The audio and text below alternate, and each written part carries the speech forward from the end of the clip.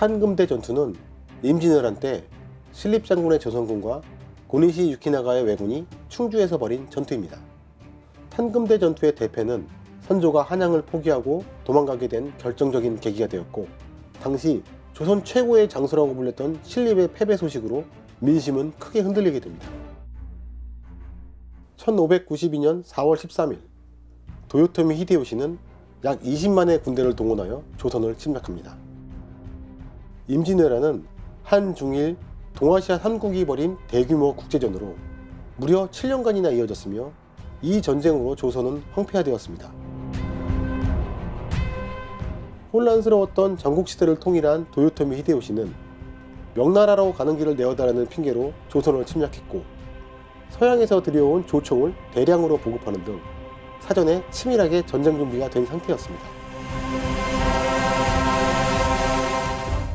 개전 첫날, 정발 장군이 지키던 부산진성과 송상현이 지키던 동래성, 윤흥신이 지키던 다대포성은 치열하게 저항하였지만 순식간에 함락당하였습니다. 이전에 노략질을 하던 왜구 수준이 아닌 실전으로 단련된 대규모 정규군이 침략한 것이었습니다. 10일 만에 경상도를 점령하고 무서운 속도로 북상하던 왜군은 한양에 있는 조선의 임금만 잡으면 전쟁이 일단락될 거라고 예상했습니다. 하지만 이후 조선의 왕은 성을 버리고 도망가고 각지에서 백성들이 자발적으로 저항하는 왜군 기준으로는 충격적인 일이 발생하게 됩니다. 왜군은 텅 빈 한양을 보고 매복이라고 생각해 섣불리 들어오지 못하는 차마 웃지 못할 일이 벌어지기도 합니다. 한편 왜군 대병력이 엄청난 속도로 밀고 올라오자 조선 조정에서는 경상도 순변사 이일을 상주로 급히 내려보냈으나 이일은 제대로 싸워보지도 못하고 도망칩니다. 이일은 충무공 이순신 장군이 북방의 녹둔도에서 근무할 때 이순신 장군을 모함했던 인물이기도 하며 역사적으로 평가가 엇갈리는 인물입니다. 그러자 이번에는 조선 최고의 명장으로 추앙받던 신립 장군을 삼도 순변사로 임명, 왜군을 방어하게 하였습니다. 신립은 소수의 철기군만으로 여진족 이탄계의 난을 제압했던 용맹한 장수로 당연히 선조와 많은 백성들도 조선의 에이스인 그에게 큰 기대를 하고 있었습니다. 참고로 신립은 선조의 넷째 아들인 신성군의 장인이기도 한 조선에서 가장 잘나가는 무관이었습니다. 여기서 탄금대 전투를 들여다보기 전에 임진왜란 당시 조선의 상황을 살펴볼 필요가 있습니다. 문치의 나라인 조선은 대체로 허약하였지만 그래도 임진왜란 당시에 상비군인 기병과 강력한 화력의 수군을 보유하고 있었습니다. 다만 그 강력한 전력을 제대로 활용하지는 못했습니다. 대표적인 예가 바로 탄금대 전투에서 기병들의 활용과 임진왜란 초기 원균이 스스로 없애버린 경상도 지역의 막강한 수군 전력입니다. 또한 오랫동안 평화가 지속되어 왔기에 실전 경험이 별로 없었고 군역제도 자체도 허술했습니다.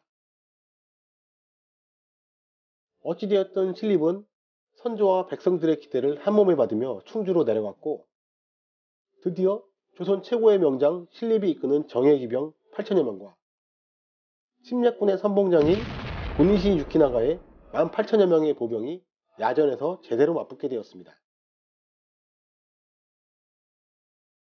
4월 26일 신립의 병력이 먼저 충주에 도착하였습니다.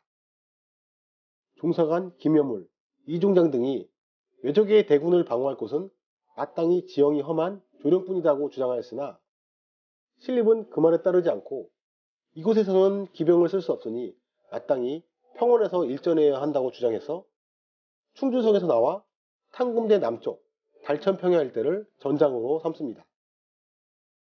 신립이 주변의 의견을 무시하고 탄금대에 소위 배수진을 친 이유를 몇 가지 추정할 수 있습니다. 첫째, 자신의 주력이 된 기병이 싸우기 유리한 개활제를 고른 것입니다. 조선의 기병은 활을 쓰는 군기병으로 왜군의 주력인 보병에겐 충분히 위협적인 존재였습니다. 위력적이지만 사거리가 짧고 재장전 속도가 느린 조총을 상대로 기동력 있는 군기병이라면 충분히 승산이 있다고 판단했을 것입니다. 하지만 신립이 선택한 달천평야 일대는 논이 많고 갈대들도 우거진 질척한 지형이라 기병이 돌격하기엔 부적합한 곳이었습니다.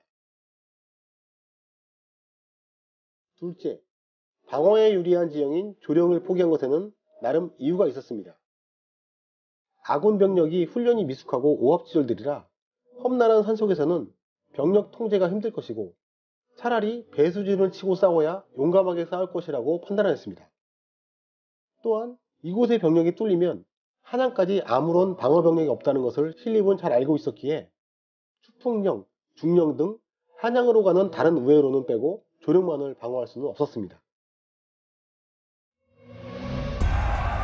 4월 28일 먼저 고니시 유키나가의 본대 병력 7,000명과 신립의 기병 1,000명의 전투가 벌어졌습니다.